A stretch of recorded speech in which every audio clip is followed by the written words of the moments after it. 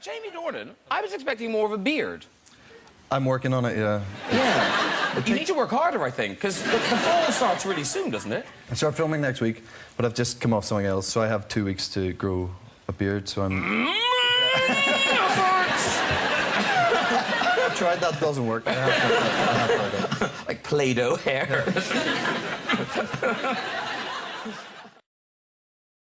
not the same hair that the girl from Aqua, remember Aqua? Oh, I'm a Barbie girl, remember her? Yes. She had that I'm a exact Barbie girl, yeah. horrible hair. Wow. What a very uncool reference, Jimmy. I appreciated it. I appreciated it. You remember them? He's now looking for allies. You remember them, right? Yeah. It wasn't Aqua, it wasn't Aqua, it was some other band. Yeah, some indie punk thing, yeah. Jamie Dornan, you're here to talk about your new Channel 4 show. But before we get to that, I just want to quickly mention, because you've been in many of the papers, 50 Shades of Grey. Now, when is that? It comes out next year. See, already they're whooping and cheering. That's those three bums on seats up there. But is that going to change your life? I've no idea. No idea. It's very hard to... No, I know you can't predict, but the buzz anything. about it is, you must have noticed there's a lot of interest in that movie. Yeah. I mean, look, we're in a very powerful position. Like 90+ million people have read the book, so, if like a third of the... I mean... like, 100 of those people, that's successful if they see the film, so it's a nice position to be in, but I have no idea what it's going to do. And when's it's out next year? It's out on Valentine's Day next year, yeah.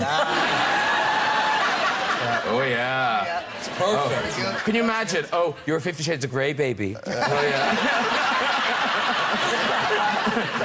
When were you born? Oh. I get it. But the weird thing is, in terms of changing your life, it did change your life physically. Did it? Yes, it did. I know what you mean, yeah. Yeah, this is as creepy as it sounds. Yeah, okay, right. So, look, basically, I have always had a complex with the way I walk. And I've always been told throughout every, point in my life that I've not always been told I've got a bad walk, but someone's always commented on my walk. It's always been a bit like, all right, that's how you walk. That's how you walk. Like, that was Is that you walking? From school. But honestly, like, and then... Back off. We might go there,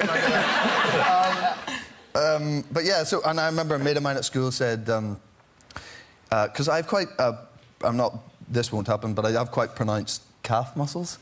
And I always thought it was a hereditary thing, but I remember my mate, once we were talking about it, we didn't just sit around and talk about that all the time. What beautiful calves, Jamie. Oh, amazing. We have great nights, just start staring at them, drinking. And I said, he said, you know why you have big calves? I said, no, I think it's because my dad does, it's hereditary. He said, no, it's because you walk on your tiptoes. So I was like, is that a weird thing? Whatever. Anyway, a couple of jobs I've done. The first day that we did the fall and I had the walk, the director, or the producer and writer, Alan Kubick, came up and said, is that a character thing, or is that your walk? I was like, I could be trying to clever my way out of it, and I thought, no, I'll just tell it. That is how I walk. So we started working on things. He started talking about, why don't you maybe take longer strides? Honestly. So, and then with my wife and I would walk around where we live in London, and because I'm on my tiptoes, I'm quite high, I'm quite bouncy. So my wife, we said, why don't you try leaning back, right? Honestly. So I'm literally walking. We'd go out for walks, and I'd literally... So I'll show you this is my old walk, right? Okay, this is the old walk. I'm so excited. Don't get that excited. This is my old walk. I'm so out of sync. No, I'll do it. This is my old walk. Right? I don't know. Okay. This is the walk we tried, right, with my wife. I'm not doing... I'm excited. Remember those commercials from Mr. Soft? Okay.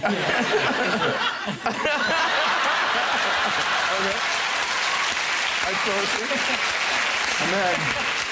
And then this is what we settled on, and I'll tell you how we got there. This is what we settled on. Oh shit! I can't.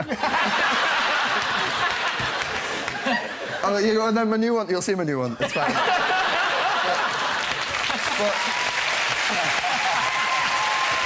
How did you get to the new one? no, okay. So, how I got there was I have to dance in just a little bit of dancing in 50 Shades of Grey, and I can't dance at all. So I mean, they asked me could I dance, and I was like, yeah, I dance all the time. I can't dance. Dance is my life. So I had dance lessons, and it was like foxtrot. It was very sort of classic. And the dance teacher, I was really struggling with it, and the dance teacher said, you know what you need to do? Just think about it as walking. I was like, oh dear.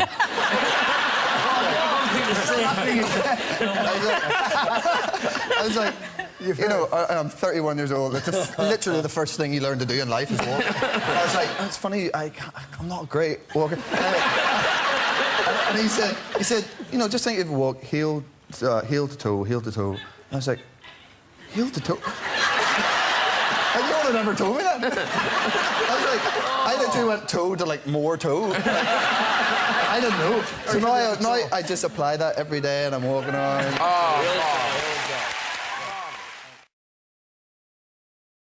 So now tell us, in your latest TV drama on Yes. Channel 4, Yeah. New Worlds, Yeah. will this be the last outing of your old walk? Okay, so what's brilliant about this is I pretty much run everywhere. I've got a. Is that I've you got a decent running? run. Decent run. Oh, that's running. Yeah.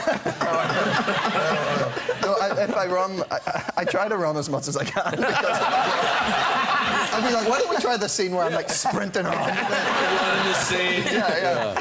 It's like, but you're really sad in the scene and you have to, I'm like, I'll just sprint over there. And you're like always early for everything. Yeah, exactly.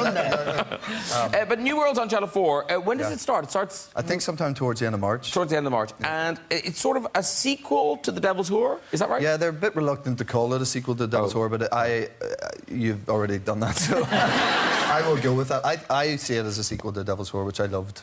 Okay, Yeah. and it's a world, it's got a... New World refers to America, settlers in America. Yeah, But also the change of order in Britain as yeah, well. it's like butchering the native Indians in America on that side and making, you know, a new world, a new England over there. And then on my story, I play a character called Abe Goff, who is in England, and the similar situation in England where they're trying to get the tyrannical rule of Charles II off the throne. And Devil's Whore is about Charles I and his beheading and leading up to that. And this picks it up sort of, I think, 30 years later. And I'm trying to sort of rally support to fight against Charles Stuart II. Well, you're very convincing. You're very convincing. This scene is you and... Hope so. Well, no. Well, actually, I hope so, because you are wearing a big face mask. So I'm pretty they sure chose it's that you. one. Good. Yeah, Yeah. cheers. Well... Literally could be anyone. Kind of. It's your eyes. Oh, yeah. It's your eyes. They shine through. Yeah. Definitely does walk. I do walk in. I walk in. He walks in the beginning. Okay. This is the old walk. This This is the old walk. This is Jamie Dornan doing his old walk. We're so excited. It's all right. Let's see it. New Worlds. Here we go. You're the same, aren't you, Jamie? What? What? No. I was laughing that when, you know, Aunt said we have a friend, and then didn't just like they have one friend. That's sweet. We don't need anything. He's the animal. But we did that. I had the exact same thing where I was so sick of people talking about the finale of Breaking Bad, and we'd never seen it, my wife and I, and then we have watched it. I've got 4 episodes to go for the whole thing. We've watched it all over Christmas. We had a really exciting Christmas. Very happy, intense Christmas. Yeah, family-friendly Christmas. Because Jamie Dornan, you did kind of a similar thing with The Fall, playing sexy... all day we've been saying sexy serial killer. It's such a... Why has that become a phrase? You know, who plays the sexy serial killer? The hot one you wouldn't mind? Don't kill me yet!